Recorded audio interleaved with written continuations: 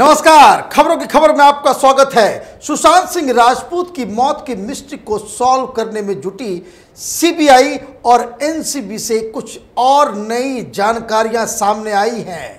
रिया चक्रवर्ती को तो एनसीबी ने जेल भेज दिया, लेकिन रिया चक्रवर्ती के कारनामों की लिस्ट अभी खत्म नहीं हुई है। ऐसी ऐसी करतूतें वो कर गुजरी हैं और जिस तरीके से वो ड्रग माफिया के साथ अपना रिश्ता कायम रखी हुई थी, उसके बारे में एनसीबी की तरफ से दिमाग हिलाने वाला खुलासा आज किया गया है। और साथ ही सीबीआई अब उन लोगों को पूछताछ कर रही है, उनसे बातचीत कर रही है जो लोग सुशांत सिंह राजपूत के घर में नहीं बल्कि वाइडर सर्किल में थे, और कुछ पुराने ड्राइवर से भी बातचीत हो रही है।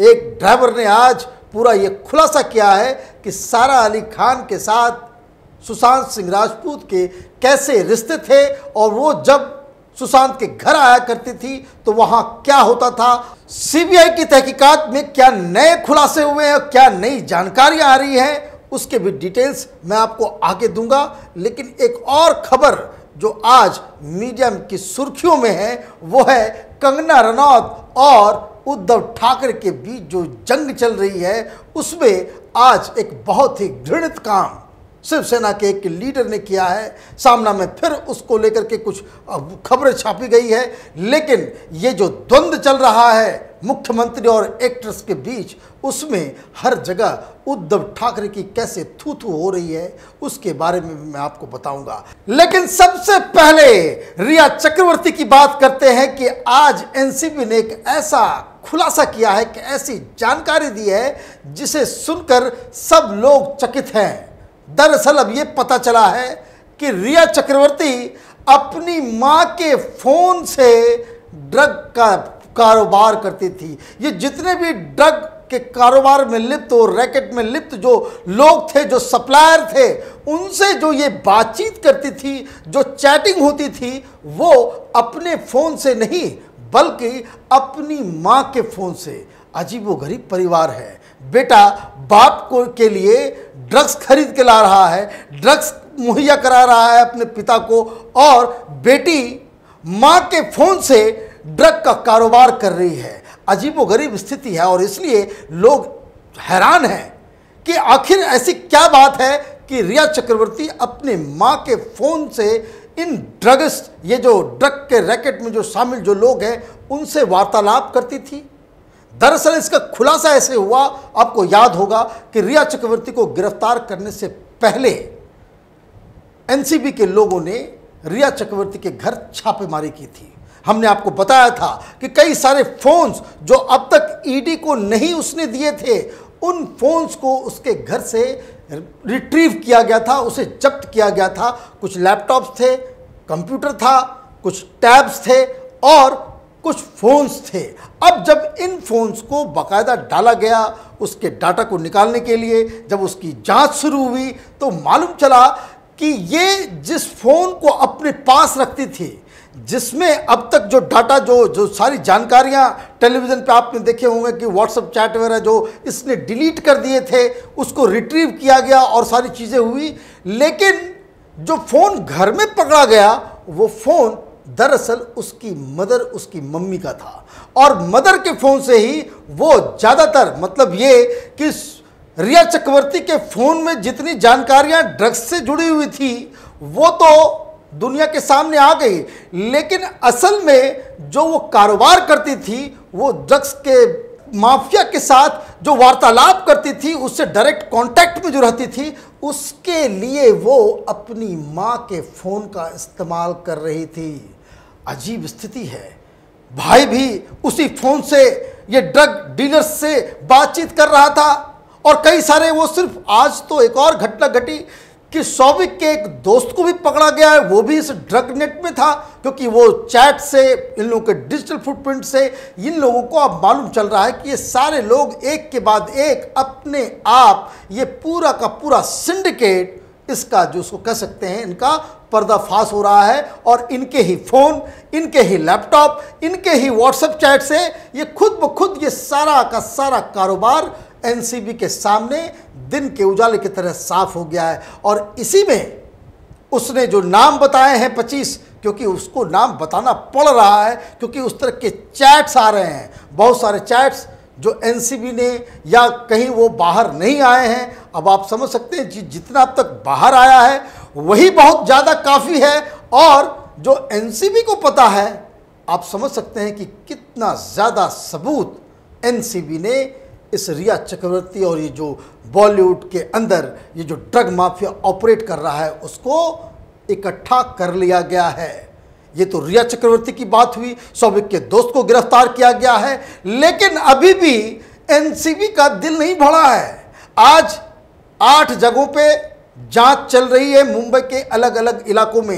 एनसीबी ताबड़तोड़ छापेमारी कर रही है और बड़े नेट्स को पकड़ने के लिए ये जो पूरा रैकेट है जो मुंबई में इस उद्धव ठाकरे सरकार के नाक के नीचे और इस परमजीत सिंह ये जो कमिश्नर ऑफ पुलिस है मुंबई का, उसके नाक के नीचे जो ये सब धंधा चल रहा था, उसमें भी आज बहुत सारे नए आयाम सामने आए हैं और रैकेट जो है धीरे धीरे एक एक परतें खुलती चली जा रही हैं। और जो लोग वहां पकड़े जा रहे हैं, मालूम चल रहा है ये सारे ड्रग पेडलर्स, इनके रिश्ते, इनके तार बॉलीवुड के साथ जुड़े हुए हैं। और इसीलिए ये जो सोशल मीडिया में खबरें आ रही हैं वो खबरें झूठी नहीं हैं। भगदड़ मची हुई है बॉलीवुड के अंदर।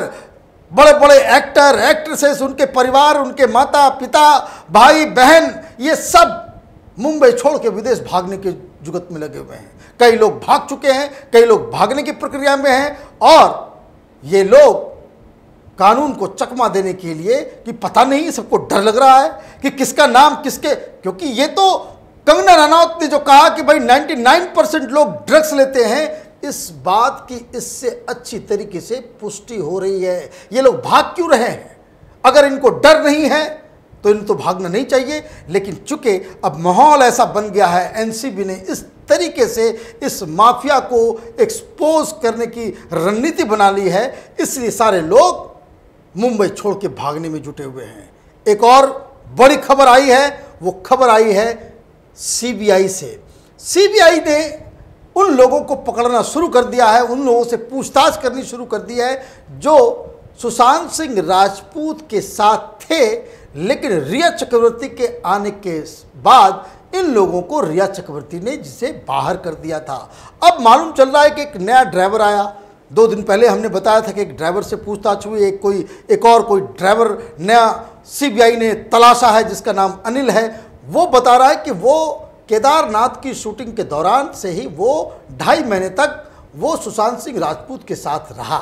इस दौरान उसने बताया कि सारा अली खान के साथ बाकायदा उनका एक अफेयर था, वो उनके घर आती थी, ये उनके घर जाते थे और बिल्कुल जिस तरह से रिया चक्रवर्ती उनके जीवन में थी, तो किसी ज़माने में सारा अली खान भी सुशांत सिंह राजपूत के गर्लफ्रेंड का रोल अदा कर रही थी। लेकिन उसने एक बात जो बहुत पते की बताई, उसने साफ साफ कहा कि ये लोग अलग अलग जगहों पे जाते थे, फार्म हाउस भी जाते थे और सुशांत सिंह राजपूत उन दिनों कहीं बाहर नहीं जाते थे घर से, कहीं पार्टीज में नहीं जाया करते थे और सारा अली खान अगर आती भी थी तो घर के अंदर ही रहते थे। और ये लोग ज़्यादातर समय स्विमिंग, जिम और डांस और ये सारे चीज़ों में इन लोगों का समय बीतता था। और इस ड्राइवर ने भी कहा कि जो बात रिया चक्रवर्ती ने कही थी कि केदारनाथ की फिल्म की शूटिंग के दौरान सुशांत सिंह राजपूत ड्रग्स लेने लग गए थे, तो इस ड्राइवर ने एक अहम जानकारी, एक अहम गवाही दी है। सीबीआई में अपने बयान को उसने दर्ज कराया है कि ये जो रिया चक्रवर्ती जो दावा कर रही है वो एक झूठ है, एक अफवाह है, ये एक मिथक है। तो कहने का मतलब ये है कि सीबीआई और एनसीबी राइट ट्रैक पे चल रही है, लेकिन महाराष्ट्र की सरकार और वहाँ के मुख्यमंत्री उद्धव ठाकरे पूरी तरीके से डिरेल हो गए हैं। उनको समझ में नहीं आ रहा कि राजनीति करनी है या गुंडागर्दी करनी है। उनको ये समझ में नहीं आ रहा है कि उनका दायित्व जो लगातार भारी संख्या में सबसे तेजी से कोरोना के मरीज वहां पे हर दिन वहां पे गिनती बढ़ती चली जा रही है, वहां कोरोना पेशेंट के लिए हॉस्पिटल में जगह नहीं है, लेकिन ये मुख्यमंत्री ऐसा है जिसे लगता है कि नहीं, इस दायित्व से ज्यादा इंपॉर्टेंट काम कंगना रनौत को सबक सिखाना है। एक महिला है, एक लड़की है, अकेली लड़की है, उसके आगे पीछे कोई नहीं है, तो उसको सबक सिखाने के लिए ये अपने सारे गुंडों को जो है मैदान में उन्होंने उतार दिया है। आज फिर किसी ने बदतमीजी की, कोई डॉग से कोई तुलना कर रहा था। ये होगा सार्वजनिक जीवन में लोग जो रहेंगे, कोई पत्रकार करता है, कोई आम लोग कहते हैं, कोई एक्ट्रेस कोई बदजुबानी कर देता है तो वो तो माफ है, लेकिन जो लोग जनता की सेवा की कसम खा करके सरकार में बैठते हैं, चुने जाते हैं, उनके मुंह से अगर इस तरह के बयान निकलते हैं तो वो शोभा नहीं देता और ये माफी के लायक भी नहीं है।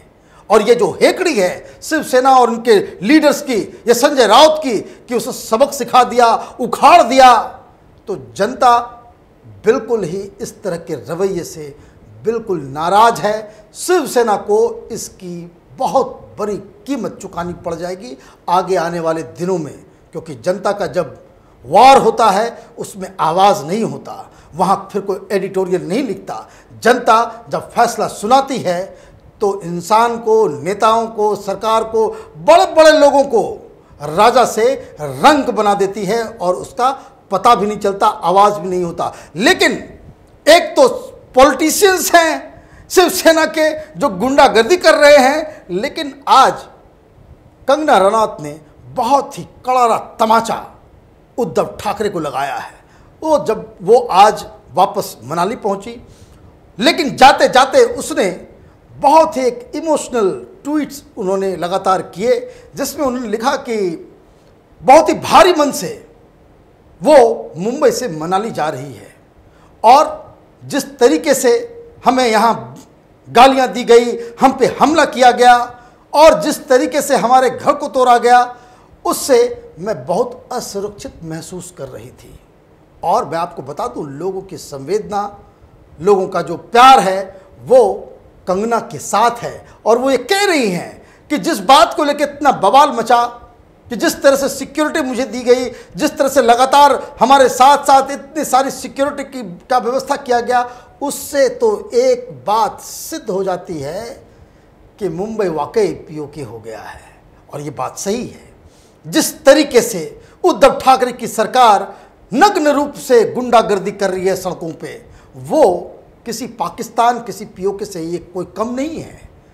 ये इस तरह से लग रहा है कि कोई जिहादी संगठन हो गया हो और जो लोगों को कोई भी उसके खिलाफ बोलता है उसको उसकी पिटाई कर देते हैं।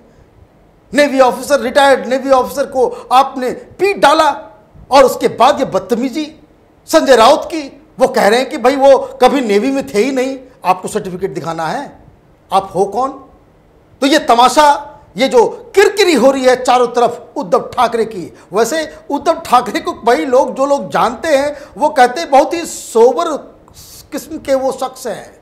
लेकिन अगर सोबर किस्म के शख्स अगर इस तरह का बर्ताव अगर वो करेंगे तो सोबर की डेफिनेशन को भी बदलना पड़ जाएगा। हमारी नज़र इन खबरों पे बनी हुई है। आप देखते रहिए कैपिटल टीवी। हमारे वीडियोस को लाइक कीजिए, शेयर कीजिए और हमारे चैनल को सब्सक्राइब कीजिए। धन्यवाद।